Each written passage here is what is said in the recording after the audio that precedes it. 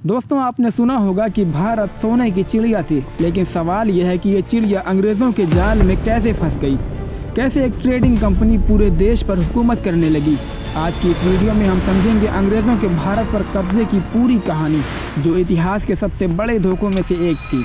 साल 1600 में British east India company एक ट्रेडिंग कंपनी के रूप में भारत आई। इनका मकसद था यहाँ के स्पाइसेस और टेक्सटाइल का ट्रेड करना। सूरत, मद्रास, बॉम्बे और कलकत्ता जैसे शहरों में अपने सेंटर्स बनाए, लेकिन ये सिर्फ शुरुआत थी। उस वक्त मुग़ल एम्पायर अपने शिखर पर था, लेकिन जैसे जैसे मुग़ल साम्राज्य कमज़ोर हुआ, अंग्रेज़ों ने अपना असर बढ़ाना शुरू किया। इन्होंने लोकल रूलर्स के बीच के मतभेद का फ़ायदा उठाया और अपने लिए दरवाजे खोल लिए। फिर आई 1757 की बैटल ऑफ प्लासी। नवाब सिराजुद्दौला ने ब्रिटिश के अगेंस्ट लड़ाई की, लेकिन मीर जाफ़र की गद्दारी ने उन्हें हरा दिया। रॉबर्ट क्लाइव और ब्रिटिश ने बंगाल के धन संपत्ति पर अपना कब्जा जमा लिया। ये एक ट्रेडिंग कंपनी के राजा बनने की शुरुआत थी। दोस्तों सोचिए, बंगाल जो उस समय दुनिया का एक अमीर इलाका था, ब्रिटिशर्स के हाथों लूट का मैदान बन गया और यहीं से भारत के गिरते तख्त का सफ़र शुरू हुआ। फिर साल 1764 में बक्सर की लड़ाई के बाद ब्रिटिश ने अपने पंजे और भी गहरे कर लिए। एंग्लो मैसूर और एंग्लो मराठा वार्स ने टीपू सुल्तान और मराठा एम्पायर जैसे बड़े विरोधियों को भी कमज़ोर कर दिया। साथ ही लॉर्ड वेलेस्ली ने, जो कि ब्रिटिश कंपनी का गवर्नर जनरल था, उसने सब्सिडरी अलायंस का जाल बिछाया, जिसमें लोकल राजा को ब्रिटिश की शरण लेनी पड़ती थी। ये एक ऐसी पॉलिसी थी जिसमें भारत के राजा को ब्रिटिश कंपनी की शर्तें माननी पड़ती थी। जैसे राजा को अपनी सेना खत्म करनी पड़ती थी और ब्रिटिश कंपनी की सेना को अपने राज्य में रखना पड़ता था, और यहाँ के राजा को ब्रिटिश सेना के खर्चे का भुगतान करना पड़ता था। अगर राजा ये नहीं कर पाता तो अपने राज्य का एक हिस्सा ब्रिटिश को देना पड़ता था। उसके बदले ब्रिटिशर्स यहाँ के लोकल राजा को सुरक्षा देने का वादा करते थे।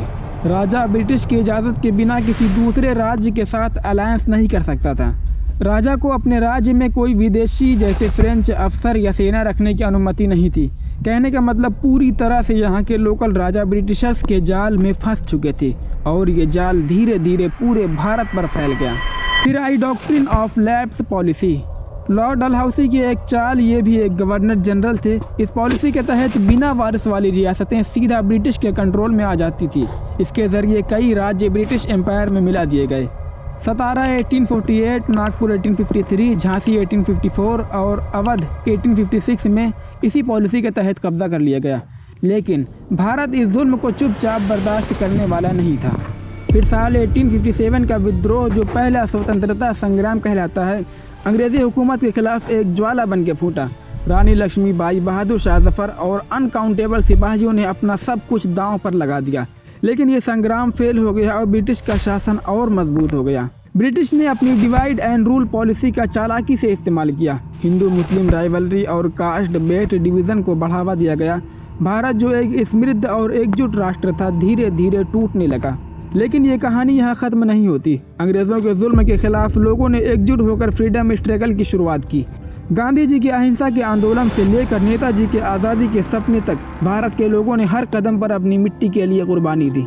आखिरकार 1947 में भारत आज़ाद हुआ, लेकिन अंग्रेज़ों के 200 साल के शासन ने भारत की संस्कृति और अर्थव्यवस्था पर गहरी छाप छोड़ दी। तो दोस्तों, ये थी कहानी भारत पर अंग्रेज़ों के कब्जे की, जो एक ट्रेडिंग कंपनी की धोखेबाजी से शुरू हुई और 200 साल के शासन में बदल गई। अगर ये वीडियो आपको पसंद आए तो वीडियो को लाइक करें, सब्सक्राइब करें और कमेंट्स में अपना फीडबैक ज़रूर दें।